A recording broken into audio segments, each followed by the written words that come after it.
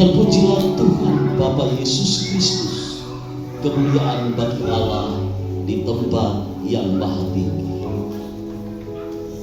Sebab seorang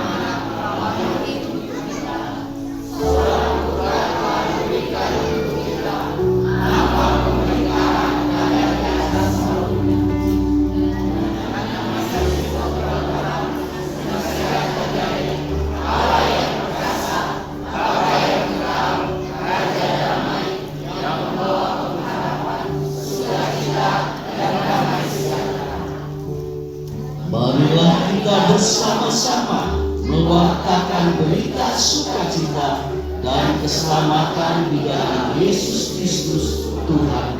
Amin.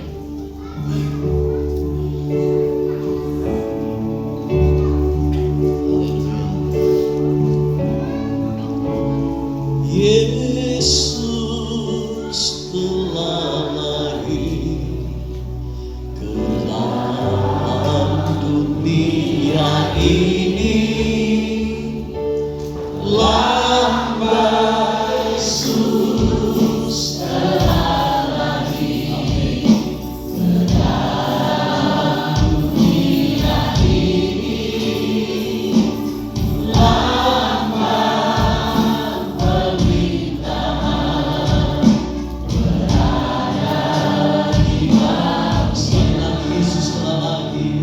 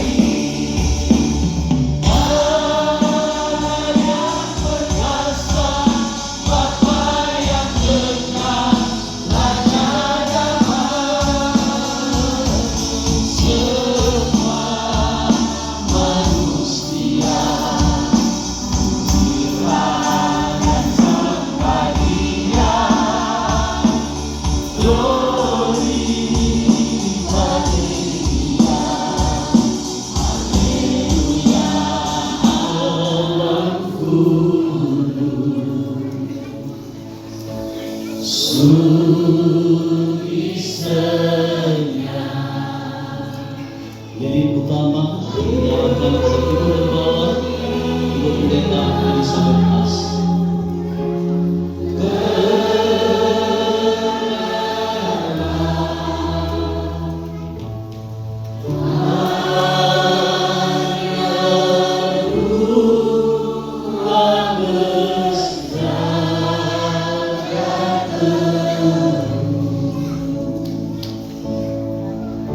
Lilin kedua akan dijalankan oleh Bapak Markus Seba.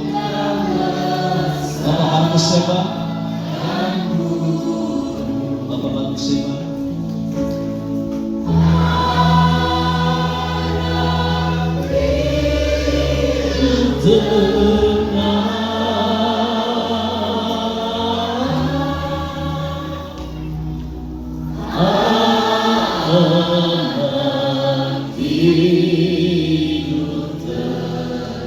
Dalam kudus sunyi segar. Lilin yang ketiga dijalankan oleh Pak Hendra. Dalam kudus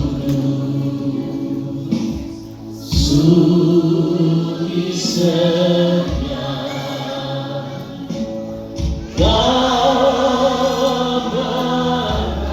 Lilin yang keempat dijalankan oleh Ibu Marta Manggo.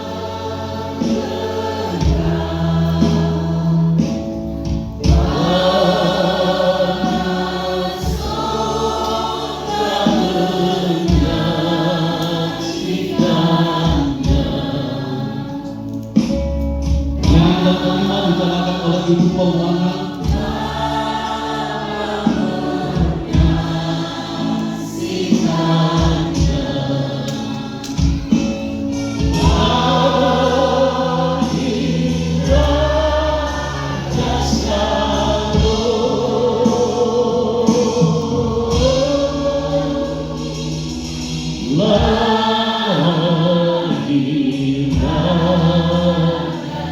Ini yang telah dinyalakan oleh Pak Amya.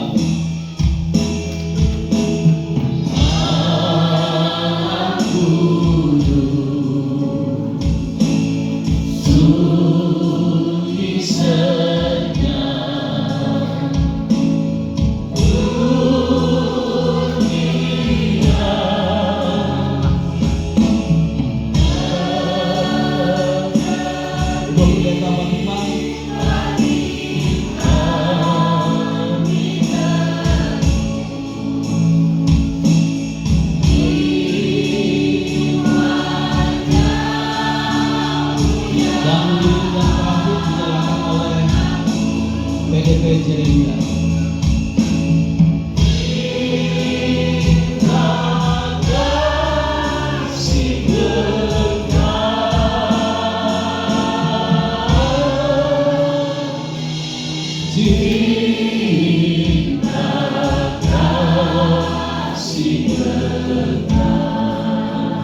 Saya undang jemaat bangkit berdiri sambil kita mengangkat lilin-lilin kecil di tangan kanan kita melebihi kepala kita. Mari kita mengangkat semua lilin-lilin yang ada di tangan kita. Kita nyanyikan Malam Kudus Sudi Tengah. Malam Kudus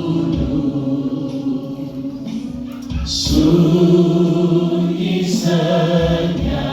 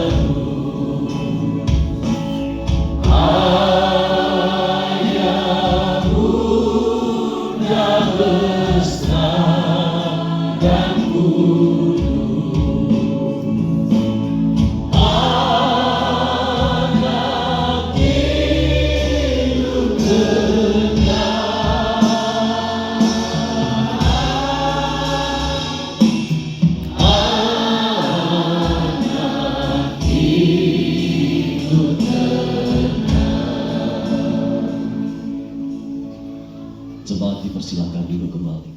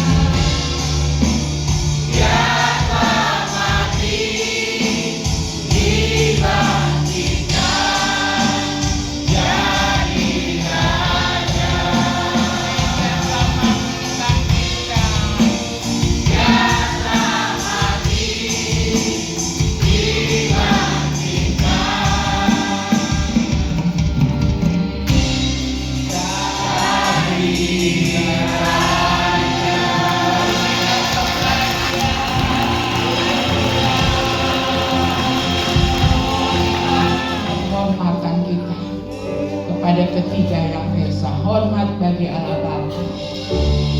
Hormat bagi Allah Bapa. Hormat bagi anaknya. Hormat bagi Roh Penghibur ketiganya yang esa.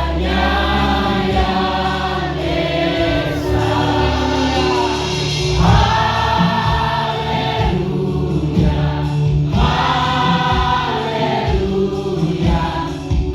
ketiganya yang esa. Haleluya, haleluya, ketiganya yang esa. Haleluya, haleluya, haleluya, ketiganya yang disalibkan bagi kami, yang bangkit bagi kami, dan yang menyiapkan tempat surga bagi kami. Segala puji hormat kemuliaan hanya bagi nama Tuhan. Kami siap diberkati kebenaran firman-Mu. Berbicaralah di tengah-tengah peringatan perenungan peristiwa malam kudus. Berbicara untuk setiap kami mulai dari anak-anak kecil sampai orang dewasa. Pesan-pesan perenungan yang akan membawa kami masuk dalam perayaan Natal esok. Terima kasih Tuhan. Kuasa wibawa otoritas dari Allah memenuhi hamba dalam menyampaikan firman Tuhan. Dan pengurapan hati seorang murid yang mau duduk tenang mendengar firman-Mu, menangkap dengan jelas kebenaran firman-Mu, memahami sehingga kami mengaminkannya, menyimpan dalam hati kami menjadi kekayaan rohani, dan merenungkan firman itu siang dan malam. Tentang kemah suci, 1 tahun sekali beberapa imam yang mengurus kemah suci akan membuang undi. Nama yang keluar, imam besar akan memimpin sampai masuk ke ruang Maha Kudus. Mewakili dirinya, juga mewakili umat. Imam yang keluar namanya untuk sampai masuk ke ruang Maha Kudus untuk terima pesan Tuhan. Dia harus korbankan, taruh di mezbah korban bakaran, korban penghapus dosa. Baik untuk dirinya maupun untuk umat yang diwakili. Nanti kalau dia sudah di ruang kudus, ada tirai pembatas masuk ke ruang Maha Kudus. Kalau imam ini tidak layak, dia akan mati di ruang Maha Kudus. Maka para imam sebelum diambil undi nama untuk bertugas, mereka harus berpuasa, minta kelayakan. Setelah itu mereka juga harus membawa korban penghapus dosa. Di mezbah korban bakaran darah harus dicurahkan untuk dosa pribadinya dan dosa umat. Tetapi ketika Yesus di atas kayu salib, dia mengatakan sudah selesai. Bersamaan dengan itu tabir bait suci terbelah dua. Setiap kita bisa masuk berjumpa dengan Tuhan. Dia menjadi imam besar yang merasakan seperti yang umat rasakan. Tetapi bedanya Yesus sebagai imam besar, imam agung, dengan imam-imam yang bertugas di bait suci. Kalau para imam merasakan seperti apa yang dirasakan umat, bisa lapar, bisa haus, bisa sedih, bisa gembira, para imam yang bertugas di ruang Maha Kudus. Tapi imam itu bisa juga melakukan dosa seperti umat. Maka kalau dia tidak kudus di ruang Maha Kudus, imam ini akan mati. Tetapi Yesus imam besar agung. Dia 100% manusia.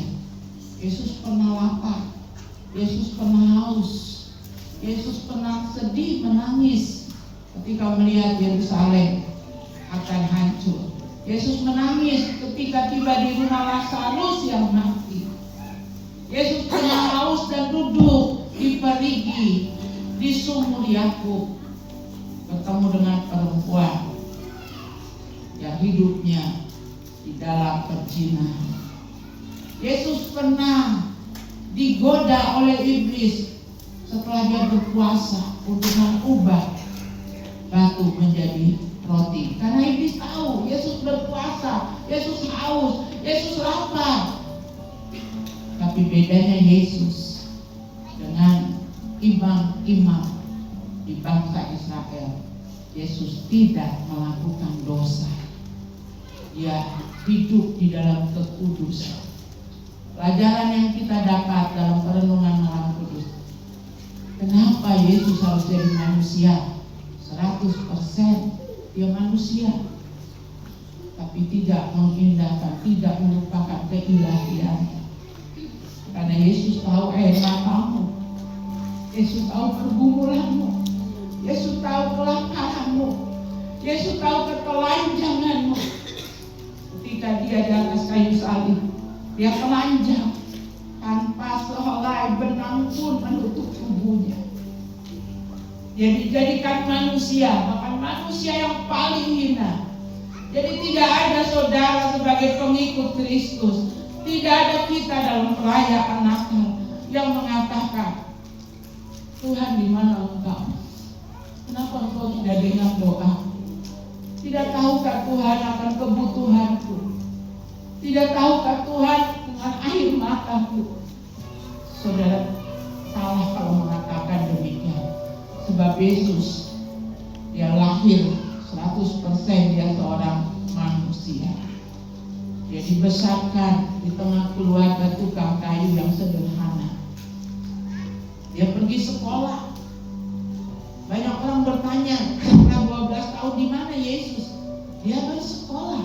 Maka kemudian dia lulus dan kemudian dia menjadi guru. Maka kita memanggil dia guru. Satu kali kelasakan sampaikan kepada jemaat, di mana Yesus setelah umur 12 tahun kok Alkitab tidak mencatat secara terinci. Nanti setelah 30 tahun baru dalam pelayanan terlihat kembali. Ada fase-fase hidup seperti manusia, seperti saudara dan saya yang dilewati Tuhan Yesus. Mari saudara yang kekasih, renungkan renungan yang kedua. Dia masuk dalam kehidupan saudara dan saya menjadi manusia, sehingga tidak ada satupun pergumulan saudara yang mengatakan, engkau tidak tahu Yesus karena engkau di surga, jadi kau hanya dengan malaikat saja, kau Tuhan. Saudara tidak bisa mengatakan demikian. Dia pernah ada. Kalau saudara ke Israel, saudara akan napak tilas di mana rumahnya, di mana Yesus dibaptiskan, di mana Yesus memberi makan 5.000 orang. Dia pernah ada menjadi seperti saudara dan saya, hanya karena dia 100% Allah. Dia tidak menjamah, dia tidak terjamah oleh dosa. Itu yang kedua. Yang terakhir, anak yang berkorban. Tidak ada korban yang lebih daripada apa yang Tuhan kerjakan. Dia mengorbankan nyawanya buat saudara dan saya. Maka saudara, gereja kita ini, kalau saudara perhatikan, dan teman-teman yang mungkin baru pertama ibadah dengan kami menghindari dalam perayaan Natal, ada kandang kecil, ada bayi Yesus di situ, boneka di bungkus kain. Karena Yesus tidak kecil terus, dia bertumbuh seperti manusia 100%, hanya tidak dijamah oleh dosa.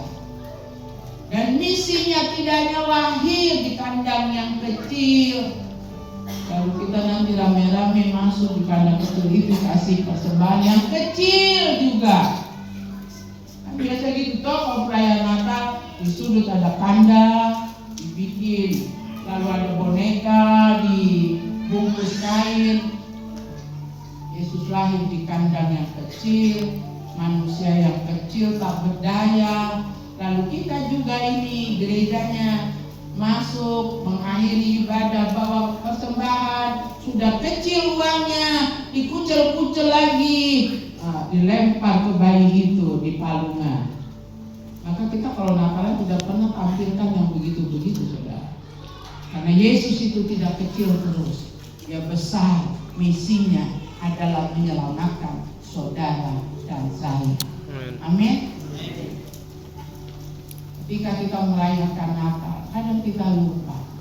Apalagi kita ibu-ibu ini kan, ibu-ibu ini dalam perayaan Natal bukan banyak merenung saja, bukan banyak merenungkan firman Tuhan. Pengorbanannya, dia lahir, dewasa, dia selesaikan tugasnya di atas kayu salib. Tapi ibu-ibu merenung, banyak merenung. Kenapa mentega jadi harganya naik ya? Kenapa telur ayam sekarang jadi naik ya? Tadi malam saya belanja ke tukang sayur dengan Jeremia. Tukang sayur bilang, aduh, mana kau punya tomat yang kiloan?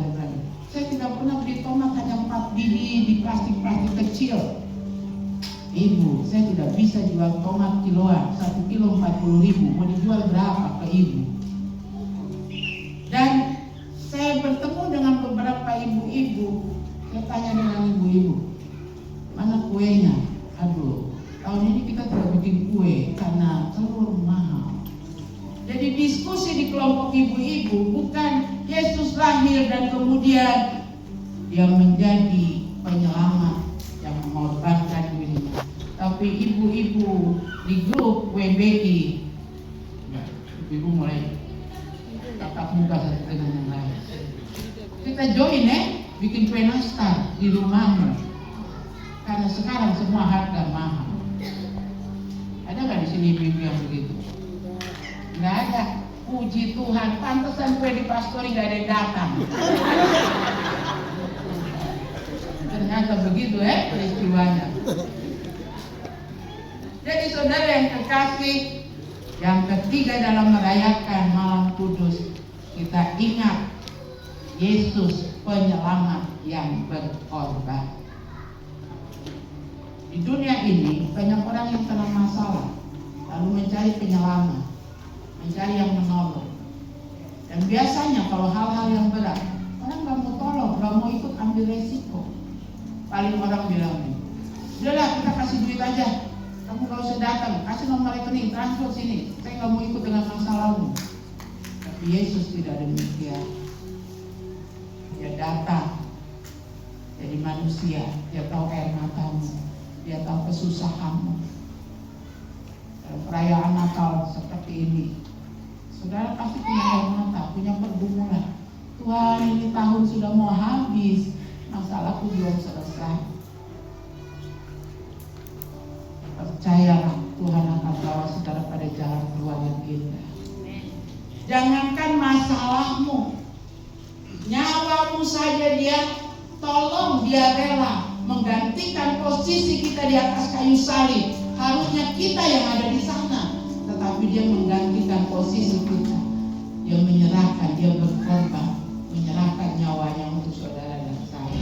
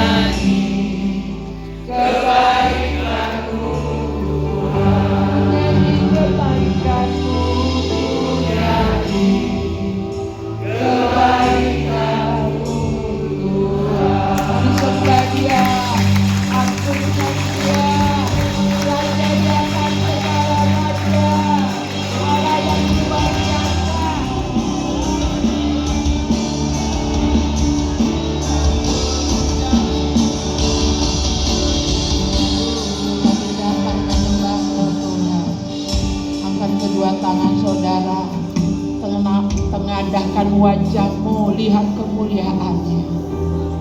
Kita mau sama-sama katakan, sembah dan puji Dia, sembah dan puji Dia. Sembah